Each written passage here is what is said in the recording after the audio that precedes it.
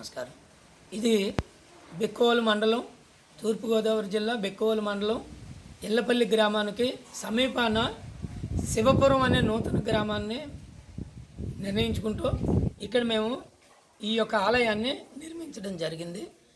ఈ ఆలయం ముఖ్య ఉద్దేశం ఏంటంటే 108 స్తంభాలతోటి, ఒక్కొక్క స్తంభానికి 1108 శివలింగాలతోటి 108 స్తంభాలను నిర్మించి 108 మంది దంపతులు ఒకేసారి అభిషేకించుకునేలాగా ఏర్పాటు చేయడం జరిగింది. ఈ నీరంతా కూడా గర్భాలయంలో ఉన్న ప్రధాన శివలింగం అంటే పాదరసంతో చేయబడిన శివలింగం మీద ఈ నీరు 108 దారులతో పడుతుంది. ఇది భక్తులందరూ వినియోగించుకుంటున్నారు, సంతోషంగా ఆనందంగా ఉంటున్నారు. ఈ ఆలయం చుట్టూ 108 సార్లు తిరిగినట్టయితే కోటి లింగాల ప్రదక్షిణ పూర్తవుతుంది. ఒక్కసారి తిరిగినట్టయితే 119,664 శివలింగాల్ని ఒకేసారి ప్రదక్షిణ చేసిన ఫలితం దక్కుతుంది.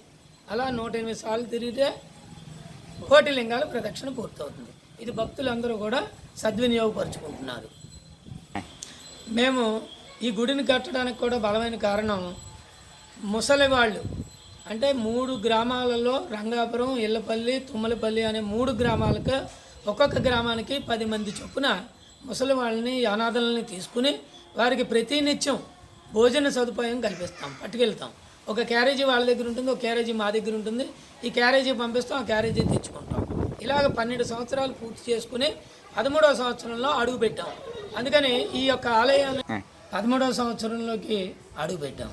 ఈ ఆలయాన్ని అన్ని దానముల కన్నా అన్నదానము మిన్న అనేది మేము ఒక్కళ్ళమే చేయడం అనేది కాకుండా భక్తులందరూ కూడా చేస్తే బాగుంటుందనే సదుద్దేశంతో ఈ ఆలయాన్ని నిర్మించడం జరిగింది. ఈ ఆలయాన్ని అందరూ దర్శించి ఈ ఆలయానికి వచ్చి ప్రతి భక్తుడు ఒక గుప్పిడి బియ్యమైనా తీసుకొచ్చి అన్నపూర్ణాదేవి పాదాల మీద పోసుకుని ఉన్నట్టయితే దానం పుణ్యం రెండూ వస్తాయి అనే ఉద్దేశంతో మేము ఈ ఆలయాన్ని నిర్మించడం జరిగింది.